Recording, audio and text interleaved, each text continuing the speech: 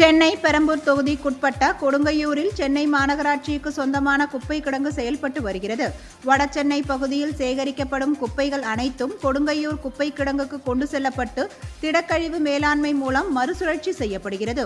இந்நிலையில் கடந்த சில நாட்களாக குப்பைகள் முறையாக மறுசுழற்சி செய்யாததால் அப்பகுதி முழுவதுமே கடும் துர்நாற்றம் வீசி வருகிறது.